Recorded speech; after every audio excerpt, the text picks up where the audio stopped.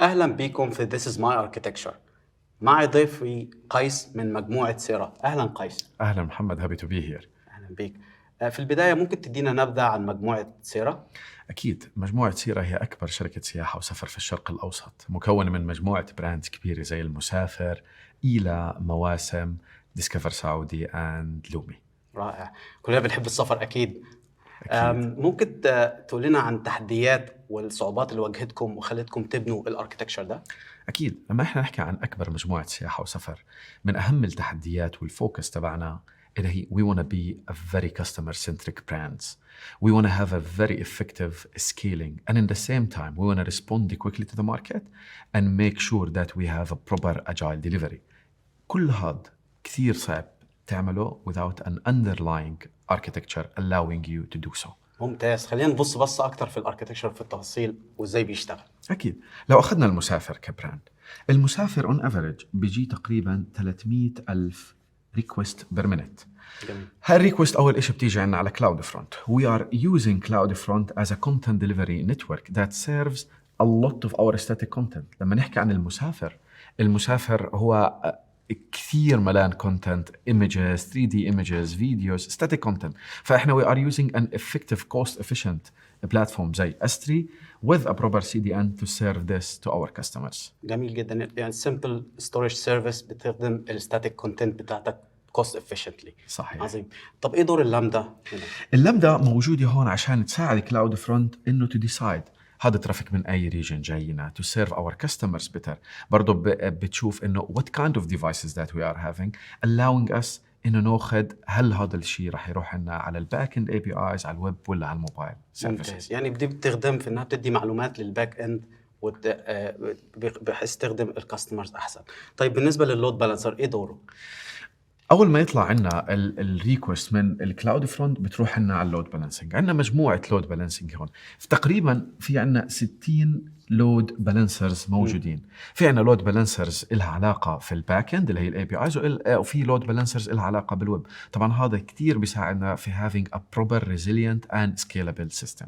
جميل جدا. طب ايه نوعيات الباك اند اللي عندك ورا اللود بالانسر؟ واحدة من الأشياء اللي ذكرناها عشان to scale we need to move from monolith to a microservices. بس هذا الكلام ما بصير في يوم وليلة, بده وقت.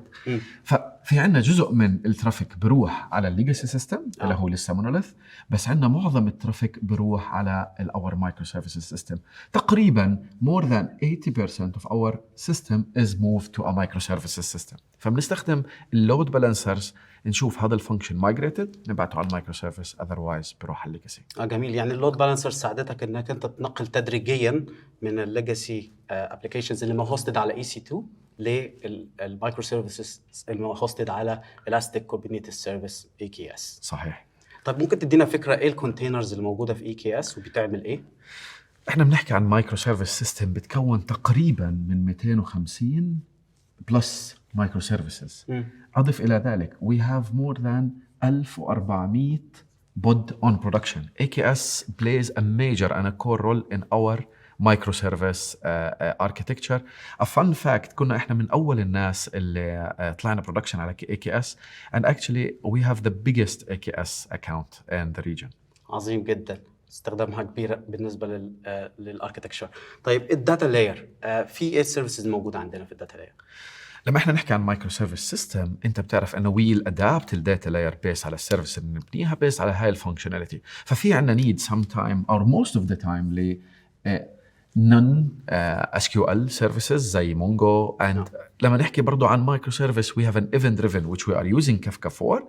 On the other side some of our services needs a relational database, وهون احنا بنستخدم الكابابيلتيز تبعت RDS to have also an effective scaling on our databases. ممتاز. يعني شايف ان انت رحت مع سوفت وير deployed على EC2 او تكون self managed او رحت مع AWS managed database من RDS. صحيح. وهي من اهم الاشياء لما احنا نبني على AWS we could choose the services and the technology that we need either managed or not managed based on our needs. ممتاز. طب ازاي بتاكد ان كل الاركتكتشر ده بيعمل شغله مظبوط وان الكاستمر اكسبيرينس بتاعتك رائعه؟ من أهم الأشياء في أي micro service system إنك to monitor. As I always tell the guys is keep monitoring or die trying. وهون إحنا we are utilizing couple of components to make sure كل السيستم هاد is being monitored correctly. We are using CloudWatch to make sure that our bot healths are very good and stable and everything's fine. We are using a lot of third party like Prometheus, our own ALK stack, and our log analysis to make sure all of the services are being monitored.